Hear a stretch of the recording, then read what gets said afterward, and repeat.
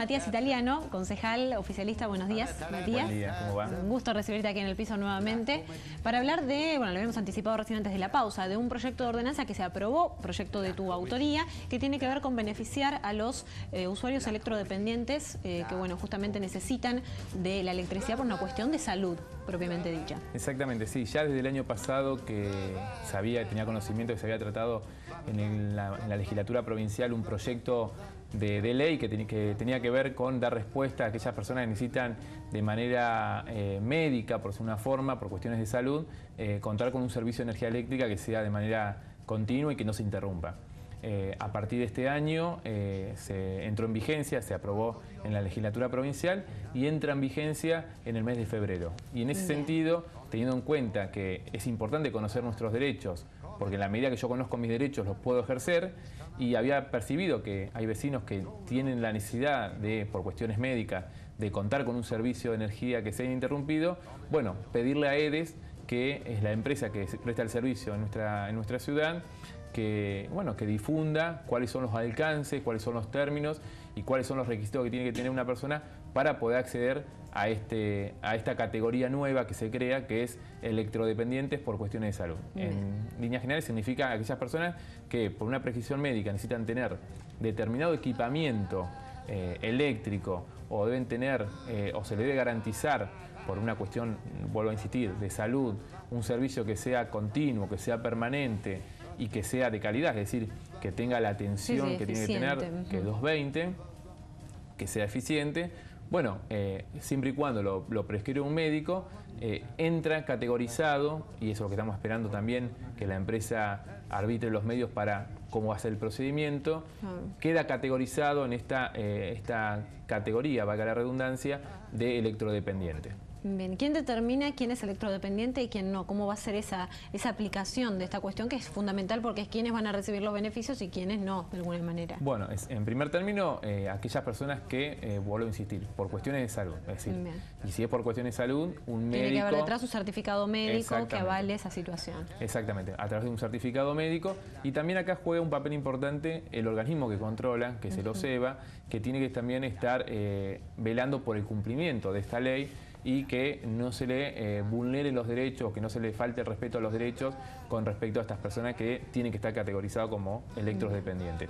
Es decir, el trámite se debería ingresar, y hablamos se debería porque esto es una ley nueva. Todavía no está reglamentado con detalles esta situación, digamos. En realidad la prestataria la tiene que poner en vigencia, en vigencia ya se encuentra, pero la prestataria tiene que arbitrar los medios para que la gente se inscriba. Ya aplicarlo, comenzar a aplicarlo ya, exactamente, ¿no? Ya está en vigencia a partir de los primeros días de febrero. Y lo que pedimos nosotros, que a través de los medios de comunicación o a través de folletería que llegue en la factura, se explique cómo es el procedimiento para que estén al alcance de todas aquellas personas que necesiten. De hecho, ha tenido muy buena repercusión porque al tomar estado público de que el viernes pasado se aprobó por unanimidad este proyecto que presenté, mucha gente se ha contactado conmigo a través de las redes sociales para preguntarme cómo es el tema. Entonces, sabemos que en Bahía Blanca, si bien no contamos con un registro de personas electrodependientes, sabemos que hay gente que lo necesita. De hecho, sí, de hecho, bueno, nosotros hemos tomado conciencia de esto a raíz de muchas notas que hemos realizado, sobre todo, bueno, durante la época del verano, en el comienzo del verano, el inicio, con muchos casos de gente que realmente lo necesitaba por una cuestión de salud, necesitaba las heladeras por tener medicamentos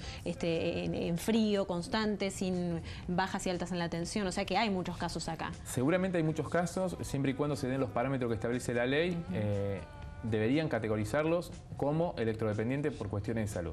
Recuerdo que en el mes de diciembre, con las altas temperaturas sobre todo esa época, y el colapso que tuvimos del servicio de energía eléctrica, que sectores de la ciudad han estado más de 5 días sin el servicio, recuerdo vecinos que han tenido complicaciones por el tema de salud. Entonces, en ese sentido, hoy tenemos una ley, la empresa la tiene que cumplir, y en ese aspecto, vuelvo a insistir, en la medida que nosotros conozcamos nuestros derechos, los vamos a ejercer, y tiene que ver con eso, que EDES dé a conocer estos derechos, que tienen muchos beneficios el usuario. En primer término, tendría una tarifa social, es decir, se llama tarifa eléctrica de interés social.